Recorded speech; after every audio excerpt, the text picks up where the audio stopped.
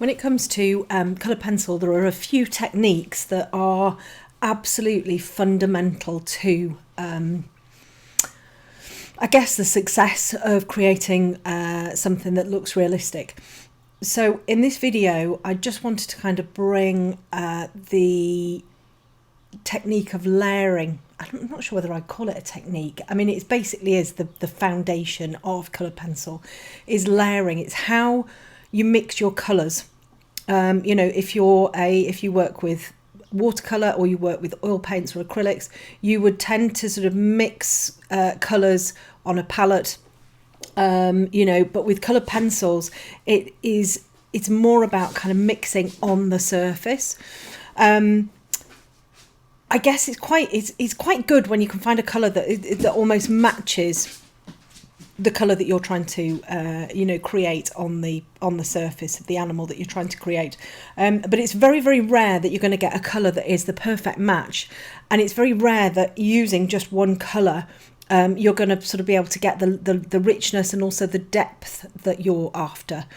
With this particular horse that I was drawing this month, I found a combination of 3, maybe 4 colours were a really, really perfect match. Not that I'm ever trying to match a colour exactly. I'm more interested in the values, and you can see that I've brought kind of values. I've brought little dark sort of elements in, and where we've got shadows and stuff in here.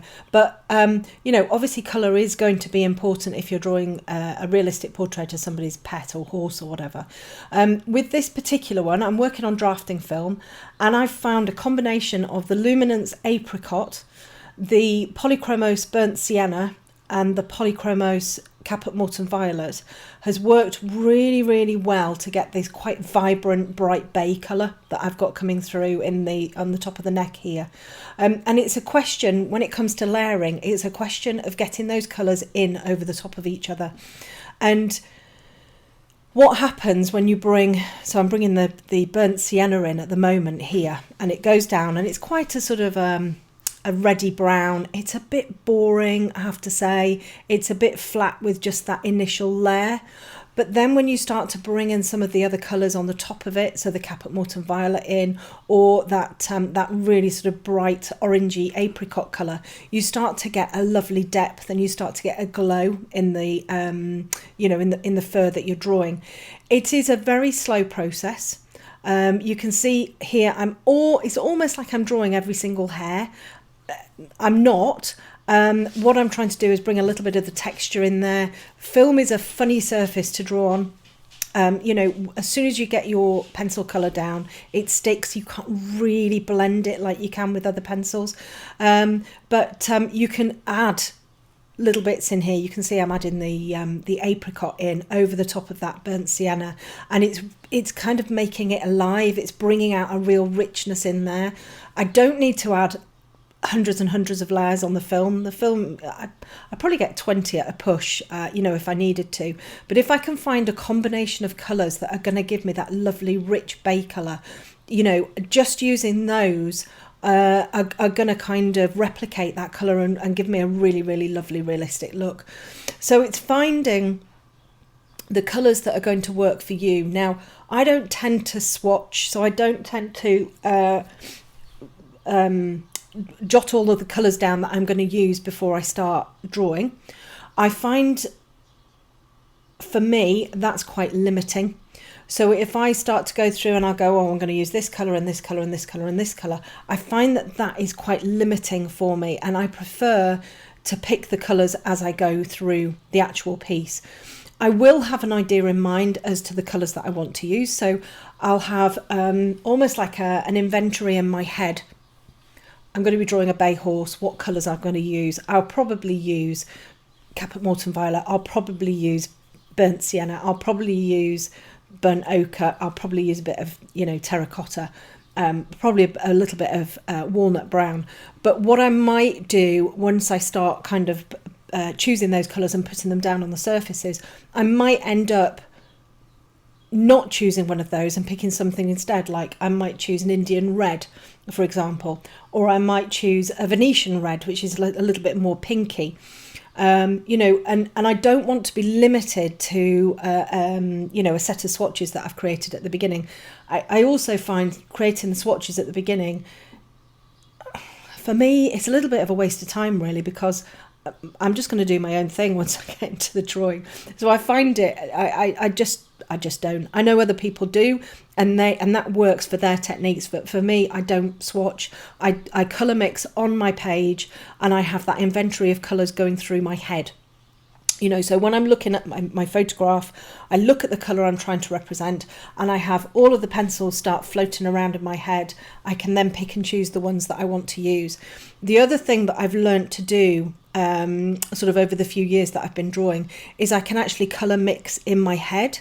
I think you get to know your colours and your pencils really, really well. So I know absolutely that if I bring Caput Mortuum Violet in over the top of Burnt Sienna, I'm going to get sort of like a really rich sort of orangey browny colour. And I also know that if I bring the apricot in over the top, I'm not going to get like a bright orange, but it's just going to really, really richen up the colours that I've got underneath it. So in this case, it's the Burnt Sienna and a little bit of the Caput Mortuum Violet. And then a touch of the Light Fast Flame, which is a really, really vibrant orange, which is going to give that lovely vibrancy that you're seeing coming through into the bright bay of the horse. I find working in sections when I'm layering really, really helps me and my brain to kind of comprehend what it is that I'm trying to do.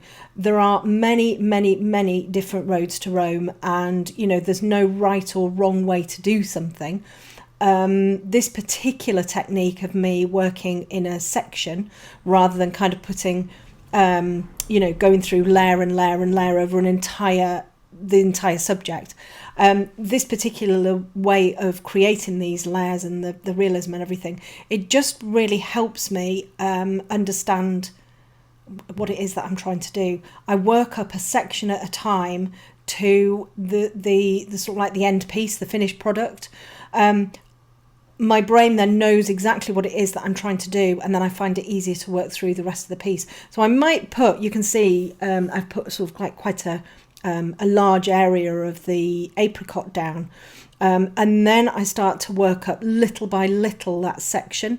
So I go, you know, colour by colour. I know some artists kind of go, you know, they'll fill the entire section, then with another layer, then with another layer, then with another, and it's what works for you. And this particular way is how it works for me, and it's how I teach. I find I'm far more confident working in this way because I'm bringing each little bit up to an end bit, and it looks realistic very, very quickly. And I need that for my peace of mind and my confidence. I need to sort of see something, you know, looking quite pretty quite quickly. You know, so I'll try and avoid any prolonged areas of ugliness, if that makes sense. You know, we all go through the ugly stage, but I'll try and avoid it lasting too long, which is why I kind of use this technique. So if you're new to pencils, you know, the layering is crucial, you know, particularly when you're creating realism, because you're building up all of that lovely depth, and you're also bringing in sort of like the values and stuff like that in there.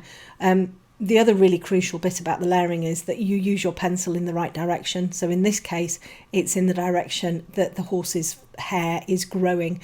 That is absolutely vital for realism, because it helps to create the form, you know, and it shows what's sort of going on underneath the hair and the skin, basically. You'll find more videos on YouTube around layering. You can also join my Patreon, and don't forget to join my Academy waitlist. The doors open again on the 26th of December.